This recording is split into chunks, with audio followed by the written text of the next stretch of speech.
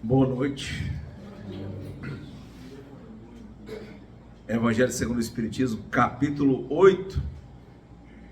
Bem-aventurados aqueles que têm puro o coração. Então aqui nessa primeira reflexão, a gente sempre costuma falar que esse momento aqui é um momento de harmonização, né? Então cada pessoa que vem falar sobre o Evangelho, ela traz uma perspectiva de espelho, ela traz a visão dela. Muitas vezes, eu acho que o ideal talvez seja até isso, ela tenta se enxergar dentro do Evangelho, não trazendo a verdade, porque cada pessoa vai ter a sua verdade. Como assim, se a verdade é uma só? É porque todo mundo vai estar num nível diferente de compreensão, né? Então não adianta eu ter a pretensão que eu vou dizer para você algo e que você vai entender o que eu estou dizendo, entende? Por quê? Porque depende da sua capacidade. Assim como pode ser que eu entenda algo aqui de forma limitada. Mas é importante que a gente faça essa partilha no interesse da reforma íntima, né? Porque a gente vai trazendo essas cognições. Na semana passada aqui, a gente estava até uma pessoa discutindo, ela falou assim sobre o amor. Aí naquele dia a gente estava muito no ponto a ponto, né? A pessoa já estava num ponto mais genérico, a gente estava muito específico. Então não quer dizer que um vai ser certo ou que vai ser errado. Mas o que importa é que cada um consiga fazer desse momento, né, uma espécie de partilha de espelho, para que cada um possa enxergar a si, para que possa enxergar os seus próprios problemas, para que possa consequentemente entender a origem desses problemas, trabalhar em cima deles e melhorar. Esse é o ponto. Então aqui nesse Evangelho, quando ele fala, bem-aventurados aqueles que têm os olhos fechados, e aí ele começa falando dessa questão da dor, eu fiquei lembrando de uma meditação que eu fiz outro dia, com base em um livro, porque às vezes a pessoa olha para uma pessoa porque ela tem uma deficiência física, por exemplo, como uma pessoa não queria ter, sabe nem se aquilo é bom ou ruim na verdade, entende? Como ela entende que ser bom é como ela está, com tudo funcionando, ela às vezes já rotula que ela está numa posição melhor e a outra está numa posição pior, e aí ela já acha que aquilo ali é ruim, e porque aquilo ali é ruim, às vezes aquela pessoa já é digna de pena. E começa a gerar várias questões a partir daí. Questões que inclusive agora o para-atletismo está mostrando que não necessariamente, né, uma pessoa que ela tem um tipo de deficiência física, ela vai estar sempre em desvantagem com a pessoa que tem todos os órgãos funcionando. Hoje uma das discussões, por exemplo, do para-atletismo, não é porque a pessoa que tem deficiência vai ser o coitado que vai ficar atrás. Pelo contrário, é porque ela pode estar com uma perna biônica que vai dar, por exemplo, numa corrida, um impulsionamento dela mais leve. A pessoa ela com uma perna de osso e carne que dói. A outra com o corpo mais maneiro, com uma perna de fibra de carbono, titânio, maneirinha, que dá um impulsionamento e diz, nós vamos perder, que ela é mais leve. E o equipamento dela é melhor. Então a discussão do deficiente, ela já entra em outro patamar. Não necessariamente porque ele é deficiente, ele vai estar numa situação pior do que a minha, e eu vou fazer tudo e ele não vai fazer. Muitas vezes o deficiente está fazendo coisas que uma pessoa que tem todos os órgãos não faz. Então às vezes o tato e a compreensão, a percepção de outros sentidos que um deficiente visual tem, a gente que enxerga está longe de ter, entende? Que ele consegue aprender coisas com uma perfeição. Eu estava vendo essa semana um deficiente visual, campeão de skate. Meu amigo, eu enxergo, se eu pisar no skate, eu caio no chão. Outro dia eu levei uma queda sentado, assim, bestamente, sabe? Bestamente, eu caí sentado e eu fraturei uma vértebra. Passei 6 meses, uma vértebra, por pouco eu não fico deficiente. Quer dizer, o cara nem enxerga, eu caí sentado, o cara anda de skate, sem enxergar. Ele passou aqui, passou a varinha para ali, para lá. Ah, pensou você, o bichinho não enxerga, olha. Aí vai ali, pensa que você vai à frente, às vezes ele vai muito mais à frente.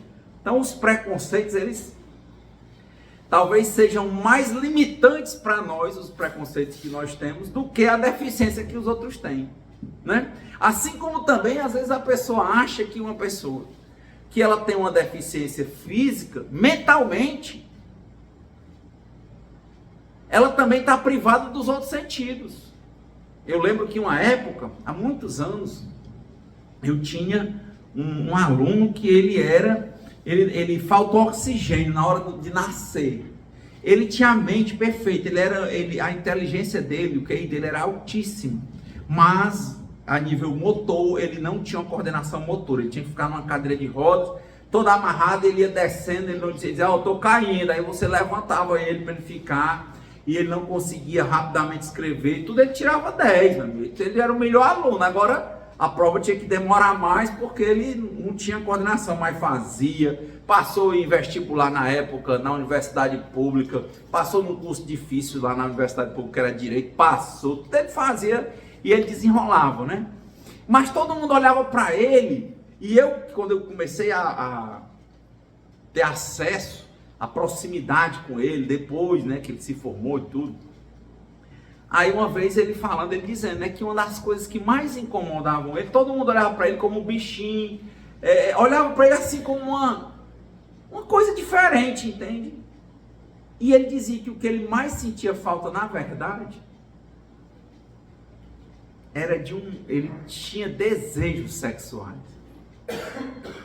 E ninguém chegava perto dele assim para ele tinha vontade de dar um beijo na boca, entende? Um negócio assim, apertado. E quem é que perguntava um negócio desse a ele? Todo mundo. Ele disse, era um negócio complicadíssimo, porque a mãe, o pai, ele precisava de muitos cuidados, todo mundo em cima, e ele necessitava profundamente de privacidade. E ele tinha muitos desejos, mas não podia, porque ninguém deixava ele só nem com contato com o que ele queria. Ele tinha que estar sempre cercado das pessoas com as quais ele nasceu, do pai e da mãe, ou do irmão. Então quer dizer, de onde é que passava na cabeça das pessoas que uma das coisas que ele sentia mais falta era de um beijo que não fosse um beijinho, aquele, como quem dá um beijinho, diz que a pessoa beijava ele assim, beijava ele na testa como um beijo numa criança, e ele ficou rapaz e ficou homem e não queria beijo de criança, entende? Então era interessante, né, ele revelar aquilo, porque quanto tempo ele não passou para dizer um negócio desse? Então tá vendo, os preconceitos, eles são complicados na cabeça da gente, a gente rotula, né, e acha que aquela pessoa é daquele jeito. É como você tá num relacionamento com alguém e a pessoa não fala, não tem um silêncio que agride, né? Nem é igual o meme que eu vi, diz que a mulher falava muito e o homem falava pouco no interior. Aí a mulher disse assim, hoje vou passar o dia todo em silêncio para ver se ele se incomoda. Aí passou o dia todo calado, né, e ele do lado dela, e ela pensando, uma hora ele vai reclamar. Aí ele pensa, aí botou o pensamento dela pensando, né? Rapaz, uma hora ele vai reclamar porque eu tô calada. E ele, o pensamento dele, dia bom, tranquilidade, olha. Pensava o contrário. Oh meu Deus, todo dia fosse assim. Então quer dizer, a gente tem que tomar cuidado com isso. Porque às vezes o evangelho também ele pode nos levar a uma compreensão assim. Ele diz assim, olha meu filho, é melhor você não enxergar do que o teu olho te levar ao pecado. Sim, meu amigo, você pode estar, olha aí, a história do meu colega. Você pode estar com o olho fechado e o seu pensamento está em profundo pensamento. Ligado a vícios, ligado a distorções.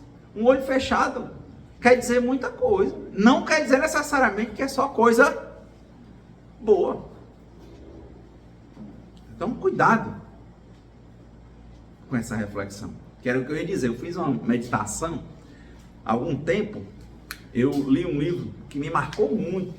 É um livro muito antigo, né? Um dos livros mais antigos da humanidade, que é o Ramayana,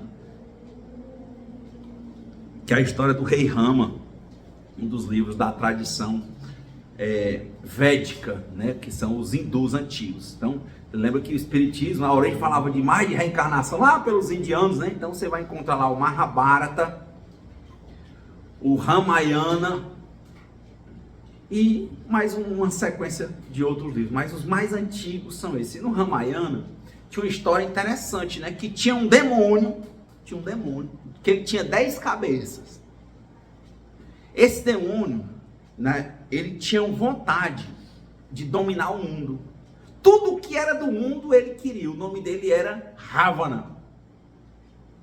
Ele queria todo o dinheiro do mundo, todas as terras do mundo. Ele queria ser o mais valente do mundo. E ele sentou, e lógico, como ele era um demônio, os deuses não ouviam Ravana, entende? E ele via que o pessoal que era tido como bom ficava em meditação, renunciava às coisas do mundo, não é isso? Pessoal, eu vou deixar tudo, eu vou deixar a família, eu vou ficar nu e vou me sentar aqui em meditação.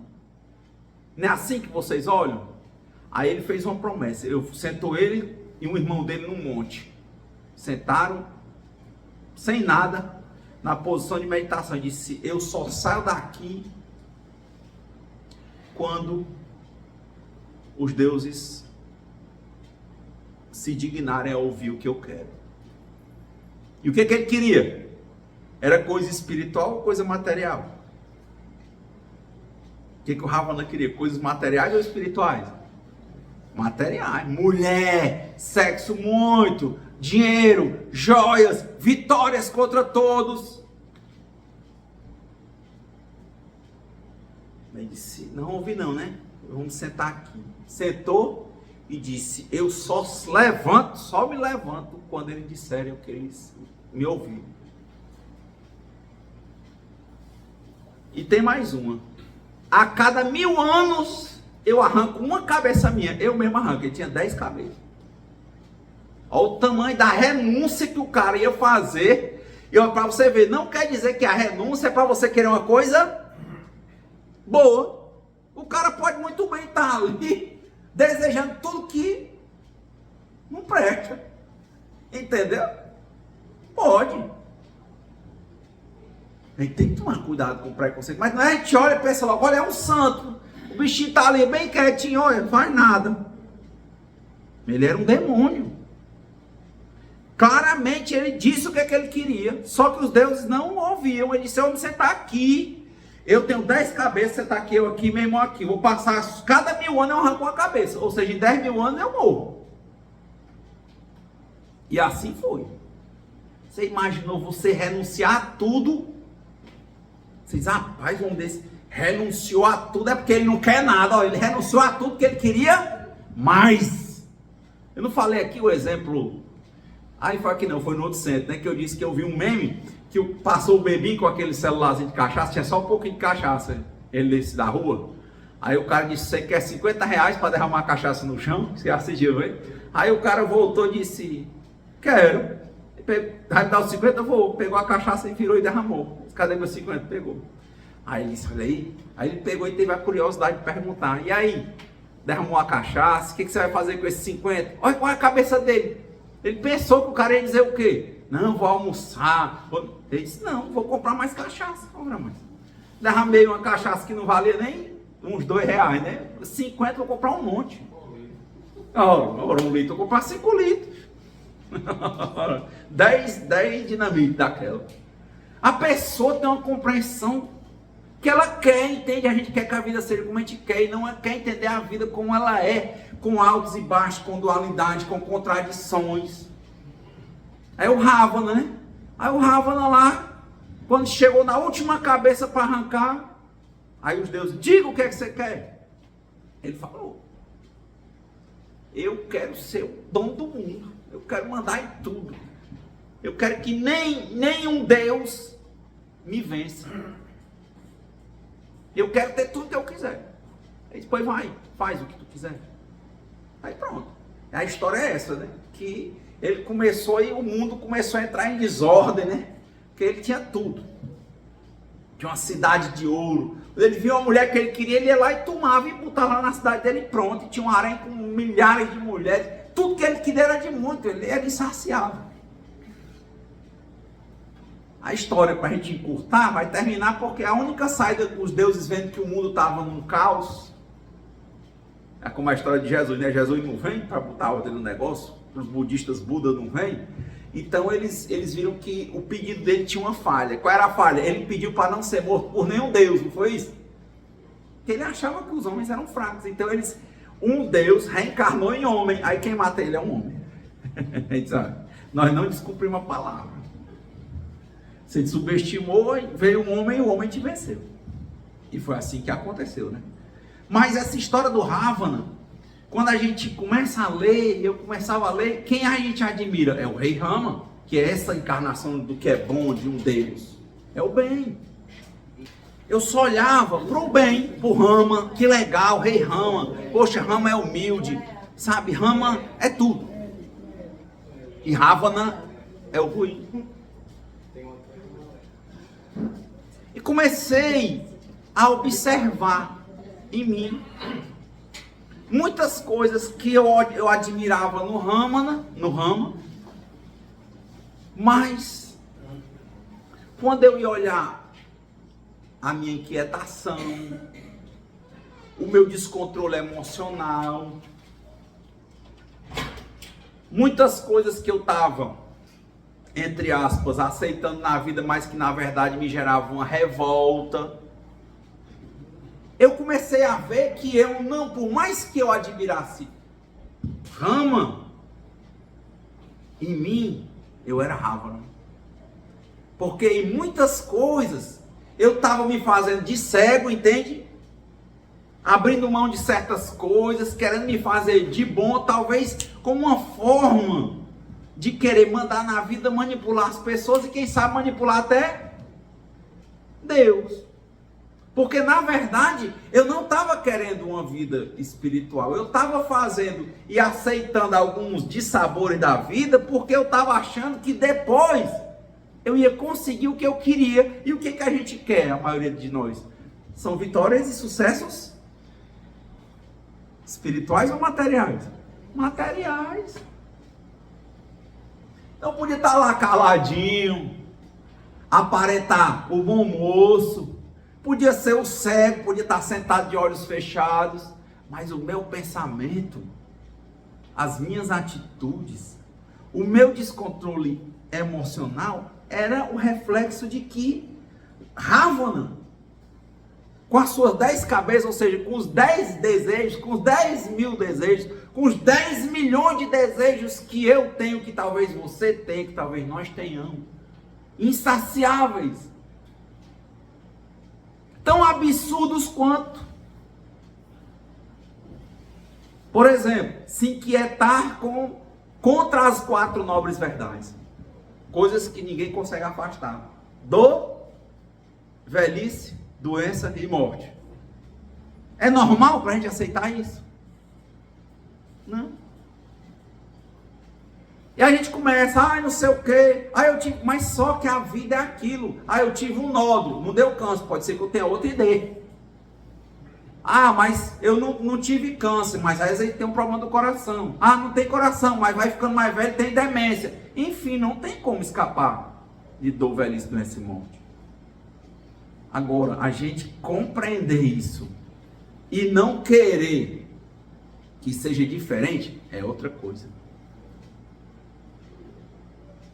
Quantas vezes a gente acha que está passando por uma situação ruim, já dizendo assim, como quem está negociando com Deus: ó, Senhor, eu estou pagando adiantado, estou sofrendo agora, e porque eu estou sofrendo, depois vem a glória. Sabe, tem que ter uma honestidade absoluta conosco, para a gente enxergar como é que a gente está lidando com a gente, com Deus. Porque a gente, se estiver sendo desonesto com a gente, também está sendo desonesto com Deus, e consequentemente vai ser desonesto com as pessoas. Valdeia.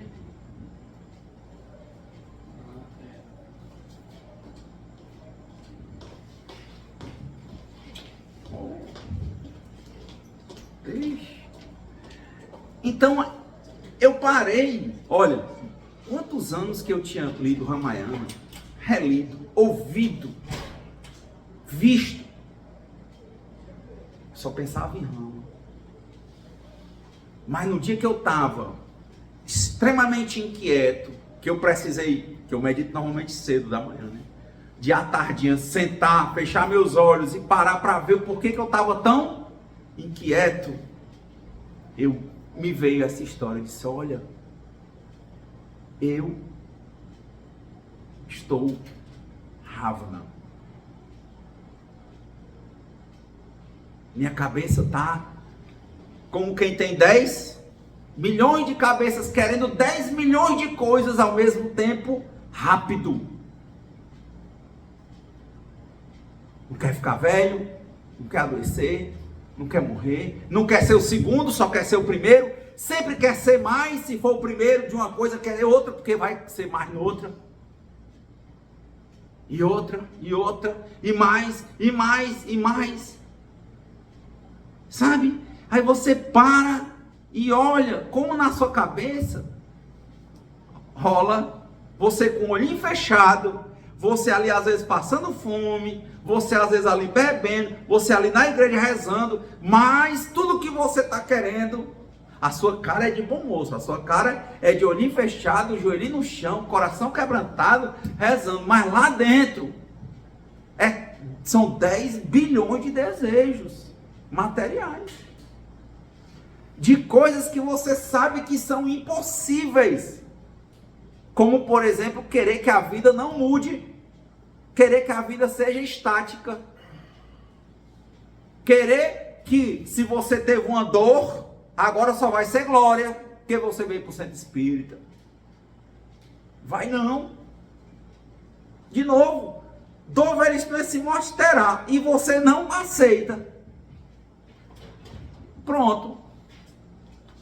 Não vai ser fácil, se você não entende.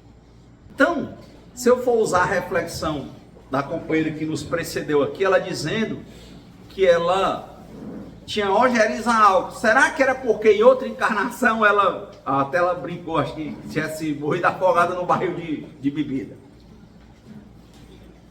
Disse,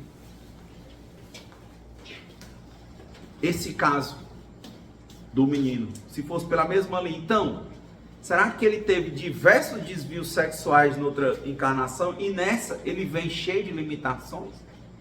Mas veja a limitação física dele, se arrancar toda a mobilidade,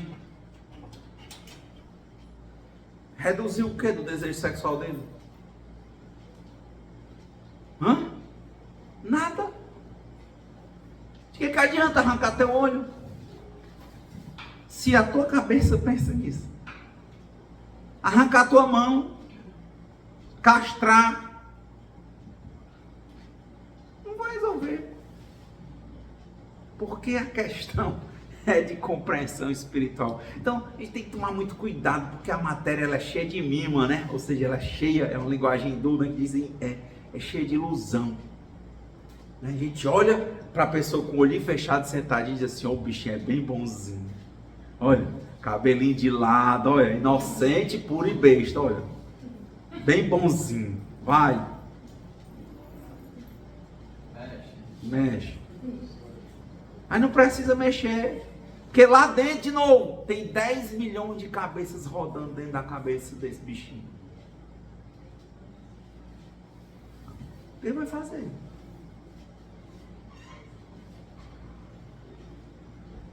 Pode enganar? Pode. Os outros. A Deus? Não. A ele? Pode também. Mas uma hora ele se depara como eu. Me sentar de olho fechado. Quem olha, cara, vê eu passando. Eu gosto de caminhar na rua de pé descalço. Eu aprendi uma meditação andando. Que massageia os pés. Quanta gente chegava para mim assim, que eu passei anos caminhando assim, descalço. Lá no bairro da minha mãe. Eu ia lá, à tarde eu ia andar, bem devagarinho. E quanta gente diz assim, poxa, como o senhor é humilde porque anda de pé descalço? E é o pé descalço. Ela não sabe que ainda dentro da minha cabeça tem 10 milhões de cabeças. Completamente desvirtuados. Que adianta o pé descalço? Vou te dar as sandálias da humildade. Não quer dizer nada. Se for para vender, é show. Para fazer propaganda, para conquistar voto. Mas não é verdade. Não é verdade. Contei aqui, né, do meme, né, da mulher testando o marido, né? Ela quer uma coisa que às vezes ela não tem. Aí a mulher estava lá do lado do marido, vendo que ela dizendo que ele é fiel a ela de todo jeito. Aí ela com o celular, olha, no canto tal, estão aceitando no dízimo. Aí ela olhava para ele para ver se ele olhava para o celular dela. E ele, ó, olhando para frente. Quando ela olhava para o celular, ele olhava, né? Quando ela olhava para ele olhava para frente. Aí é desse jeito, entendeu? É o povo testando e a gente enganando. É a menina diz assim, meu filho ia fazer a tarefa. Aí você tem que sair. Quando chega em casa, o menino sai correndo, fechando a televisão. Você pega a televisão, chega, tá quente. Não tá assistindo televisão. Não, tá estudando. A gente faz assim. Adulto. A pessoa chega, vai atrás de um emprego, apanha, de tempo sem emprego, aí chega no canto, aí é preparado. Tem gente que tem escola para dizer o que é que tem que dizer na entrevista com o RH, tudo que ela não quer, mas ela precisa do emprego, ela mente. E logicamente que é uma relação por um tempo indeterminado. Quando passa um determinado período, aquela pessoa que está desesperada por um emprego, aí começa, oh meu Deus, amanhã é segunda-feira. E quando chega sexta-feira, diz, oh glória, amanhã é sábado. Entende? A gente está se construindo em cima de mentira sobre mentira. Mas a bichinha não tem os dois olhos, não enxerga, os dois braços, as duas pernas. Pois é, mas a deficiência é espiritual. Isso não é bom nem é ruim, entende? Eu acho que não é bom nem é ruim. Era para a gente ver, sem dizer isso é bom ou ruim, mas existe isso dentro de nós. Mas como eu disse, a gente começa a mentir para os outros, quando a gente vê, a gente está mentindo para a gente. E aí a gente fica com raiva quando as coisas não dão certo, porque a gente acha que Deus acreditou na mentira da gente. Mente para todo mundo, mente para a gente, para ser convincente, e depois acha que Deus acreditou. Aí quando a vida começa a não dar certo, como a gente queria, aí a gente começa a entender, né? Como a história de Paulo, quando ele caiu no caminho de Damasco, cego, aí ele, pela primeira vez ele disse, Senhor, o que queres que eu faça? Ele não pergunta, a gente não está aí perguntando para Deus o que é que Deus quer da nossa vida. A gente não está fazendo as coisas e entendendo que existe Deus, que existe um Cristo. Não. Eu gosto muito porque eu também frequento igreja evangélica, né? Aí eu acho legal que o pessoal fala assim, a igreja católica evangélica, eu vou semanalmente, se me convida eu vou.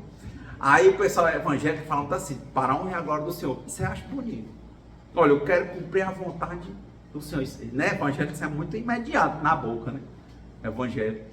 Então quer dizer, quantas vezes nós estamos nos perguntando se o que a gente está fazendo é para a honra e a glória do Senhor?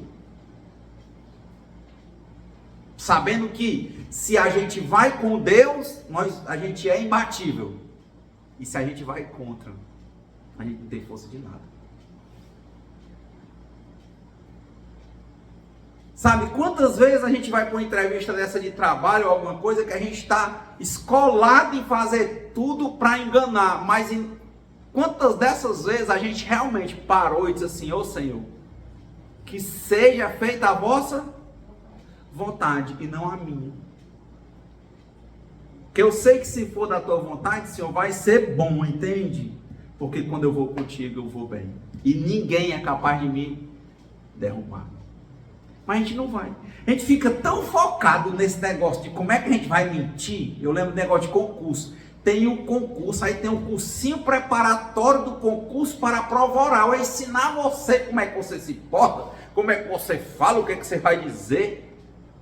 A pessoa está tão envolta naquilo ali que ela não para e diz assim, Senhor, o que queres que eu faça, Pai? Que seja feita a tua vontade. Eu vou fazer o melhor. Eu vou dar o melhor de mim. Mas que a minha vontade não seja contra a sua. Sério, para nós, nessa reflexão de espelho, quantas vezes que a gente estava numa dificuldade que a gente começou assim? É raro. A gente vai, não porque se eu for no advogado, não porque se eu for não sei para onde. A gente não começa dizendo assim, Senhor, o que queres que eu faça? Senhor, que seja para a tua honra e para a tua glória. Senhor, é isso. Mas por que a gente não faz? Porque lá dentro da gente há uma disputa da gente querendo ser Deus. E quando, logicamente, a gente não percebe que não é, que a vida não é como a gente quer, que tem essas coisas pelas quais a gente necessariamente vai passar, que a vida vai ter vento e depois vai ter ausência de vento, vai ter um pouco de calor, é sempre assim, entende? Que é para nos ensinar. Que não é porque aqui... Agora isso aí também eu já vejo uma divergência. Às vezes eu vejo muito... algumas pessoas que leem a Bíblia, né, e que vão muito para a igreja evangélica, algumas tendências... Elas entendem que se elas forem boas, elas vão ser arrebatadas, que o fim do mundo está bem, aí ela vai ser arrebatada, quer dizer, quando o diabo vai dominar o mundo, Jesus vem e arrebata e leva os dele, a pessoa vai puro, não vai ter dor, nem velhice, nem doença, nem morte. Isso aí eu acho complicado, entendeu? Porque o que a gente tem percebido é que realmente a gente tem que passar por dor, velhice, doença e morte.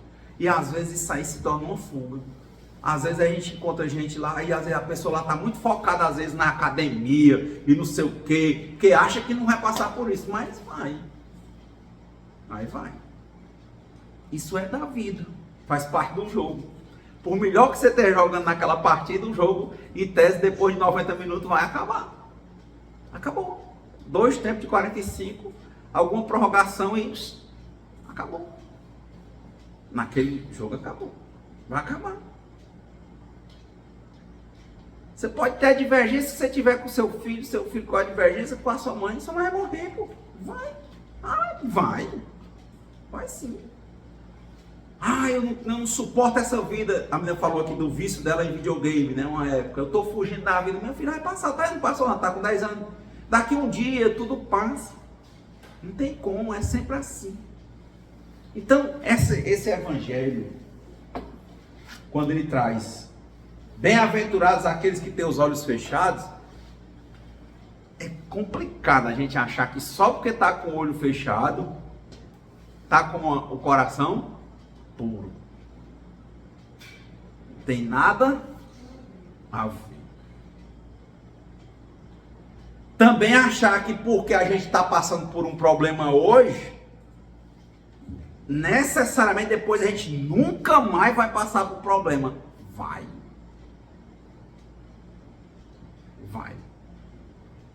Então, quando a gente começa a se relacionar melhor com a gente, desenvolver a nossa autoestima, aprender a se amar, porque quem se ama é que pode dar amor e receber amor, não é assim? Segundo o mandamento é assim, amar ao próximo como a si mesmo. Se você não se ama, não vai amar ninguém. Não, isso é egoísmo, mas lá está lá, o segundo mandamento, amar ao próximo como a si mesmo. Você não se ama, como é que você vai amar? Eu estava domingo numa prece, a pessoa disse assim na prece, que a vida é viver pelos outros. Não, a vida é viver a sua vida. Ora, que viver pelos outros. Você vai viver a sua vida e fazer o melhor possível pelos outros. Mas como é que você vai deixar a sua vida para viver a vida dos outros? Que prece é essa? Olha, se isso aí não estiver alimentando a codependência. Tem cuidado que Deus lhe deu. Ser um bom filho, ser uma boa mãe. Você tentar ser o melhor, dou aos outros o direito de serem como quiser, mas eu tenho o dever de ser melhor do que eu mesmo a cada dia, sem ter a pretensão de ser melhor do que ninguém. Assim que o Emmanuel fala. Então, se melhorar todo dia. Não é o olho, não é essa coisa, eu estou passando porque a dor é quem me ensina.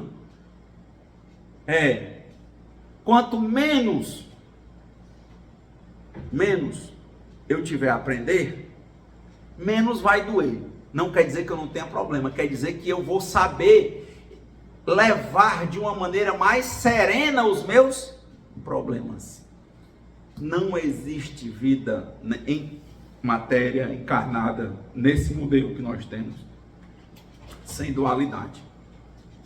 Não há. Ou seja, a vida e a morte, uma não é oposição à outra. A vida e a morte fazem parte da vida. Os problemas e as soluções fazem parte da vida. As dificuldades e as facilidades fazem parte da vida.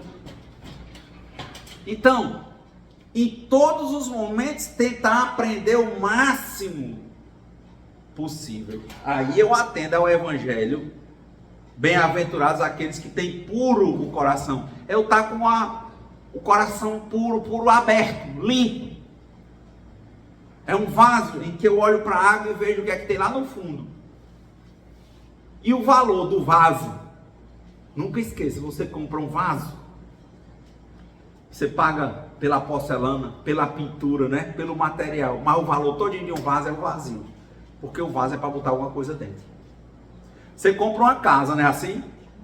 Aí a casa, uma mansão, mas o valor da casa você pagou pelos tijolos, pelo que estava construído, mas o que você usa é o que é vazio. Como é que você vai morar numa casa maciça? Aí vai dormir aonde? Tem que entrar. Isso é bem tratado pelos taoístas, né? Então, o coração puro é esse coração que não está cheio de preconceitos. É a mente que está aberta. É a mente que é capaz de enxergar o que tem dentro de si, seja agradável ou seja desagradável a você. É ver a sua inveja, a sua cobiça, a sua preguiça, a sua ira, a sua mentira, a sua manipulação. Entender que, por vezes, como a vida é muito de sintonia, você está cheio de gente falsa porque você tem falsidade. Se tem obsessores é porque você entra naquela energia. E se você muda, as coisas mudam. Era o Lobato que dizia, né? Os livros não mudam o mundo, os livros mudam as pessoas e as pessoas mudam o mundo. Então a primeira questão aí não é o livro, mas o livro da sua vida é a sua vida. Se você está numa energia boa, você vai atrair energias boas. Onde você está é o lugar que você conquistou. Você está num canto que todo mundo é chato, porque você passou no concurso e tirou o primeiro lugar. Então, é muito de deixar de olhar para o outro e olhar para si. Porque é vive e deixa viver. Eu não posso mudar você. Eu posso tentar mudar a mim e vejo como é difícil.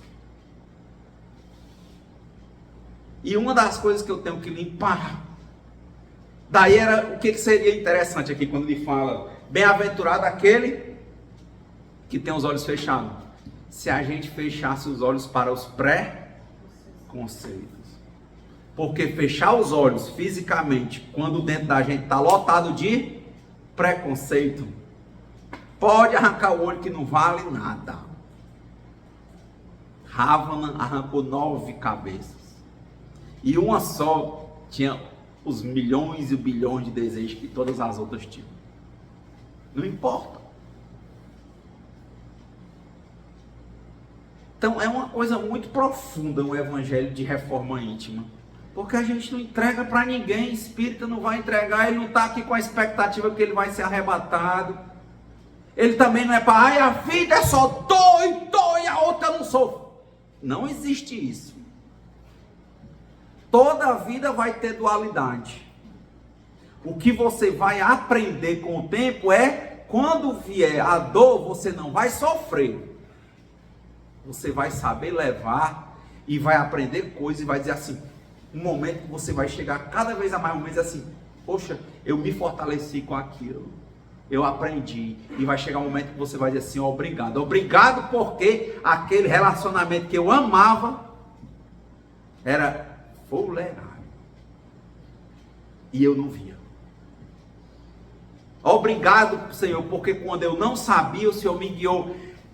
Eu gostava do que me fazia mal, Senhor, e o Senhor tirou. E hoje, Senhor, depois de tudo isso que passou comigo, eu posso dizer que eu hoje estou gostando do que me faz bem. Então, eu começo, quando eu vou tendo maturidade espiritual, a ver isso. Ah, meu Deus, vai ter problema. Claro que vai ter problema, porque o problema vai me ajudar a aprender e a ser melhor do que eu mesmo. Então é como você vê, você já viu investidores do mercado financeiro, ele diz assim, onde há uma crise, há uma oportunidade, não é isso não? Não é assim? Todo negociante, a mulher separou do marido, aí quer vender as coisas à pressa, barato, o cara vai lá e compra. Onde um chora, o outro vende lenço. Então sempre crise é hora de oportunidade. Mas não, quando a gente bota esse preconceito na cabeça de que porque a gente sentiu uma dor, aí eu fui pobre, sofri, apanhei, aí agora é só sucesso, pai. Mentira. Vai ter do mesmo jeito, teve esse calor, tem vento e vai ter outros tipos de calor na sua vida.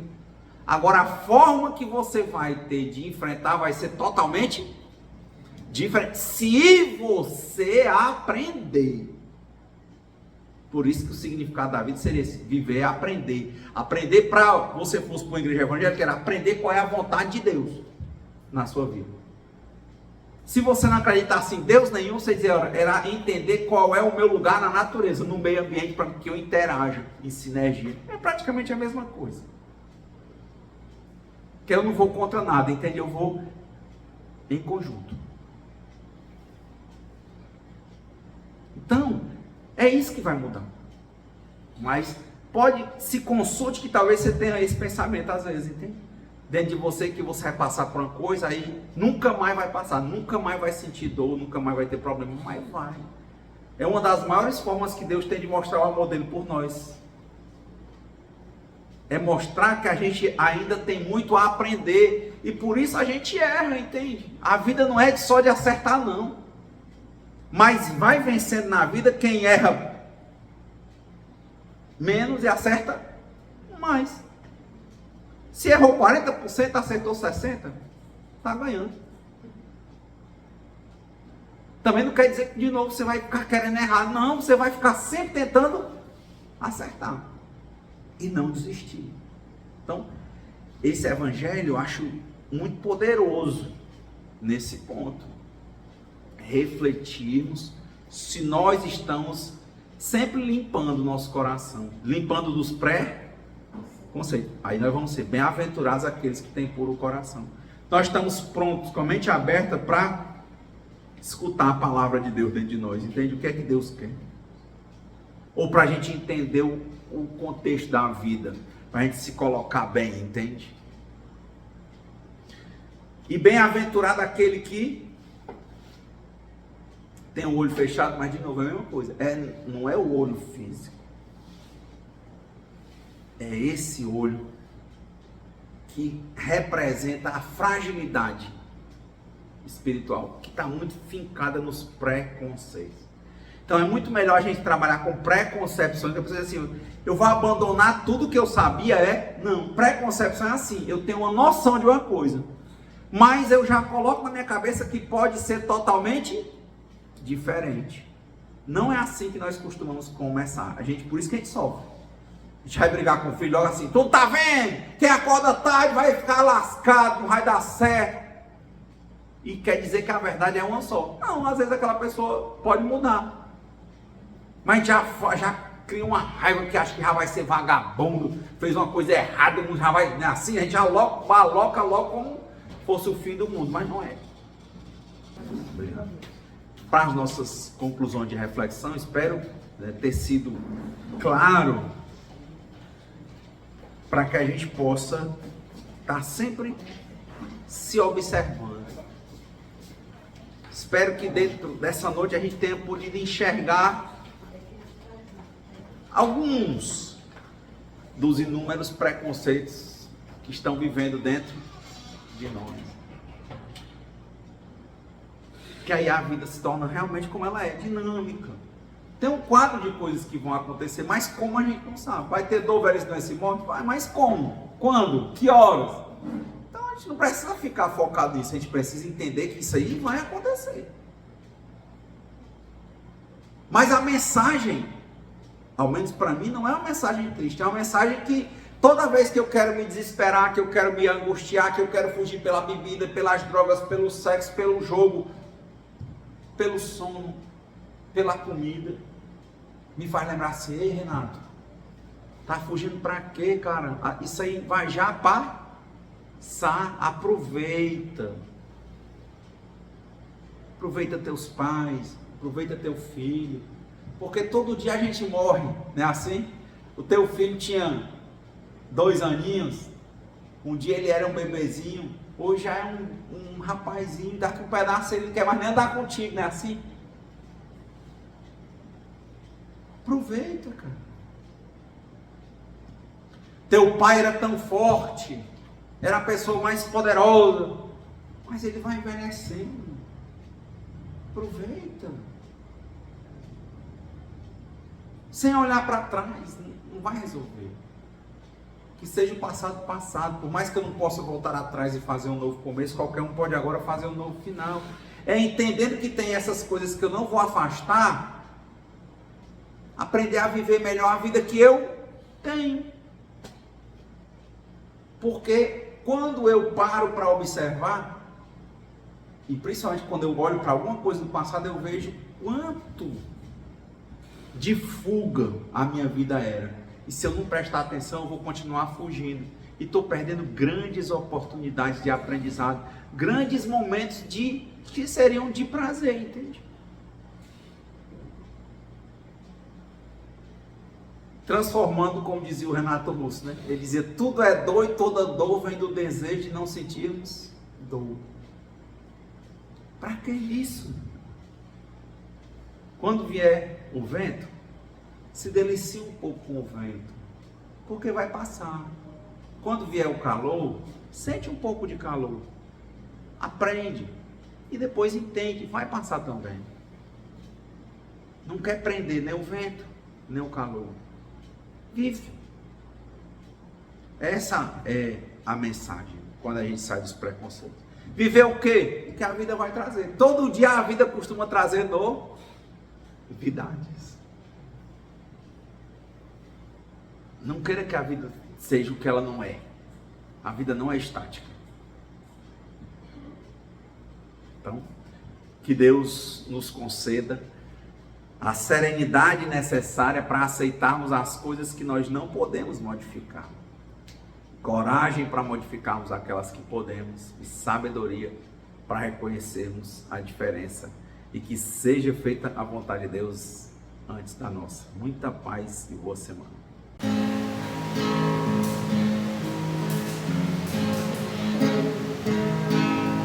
Quem espera que a vida seja feita de ilusão, pode até ficar maluco ou morrer na solidão. É preciso ter cuidado pra mais tarde não sofrer. É preciso saber viver. Toda pedra do caminho você deve retirar. Uma flor que tem espinho, você pode se arranhar. Se o bem e o mal existem, você pode escolher. É preciso saber viver. É preciso saber viver. É preciso saber viver. É preciso saber viver. Saber viver.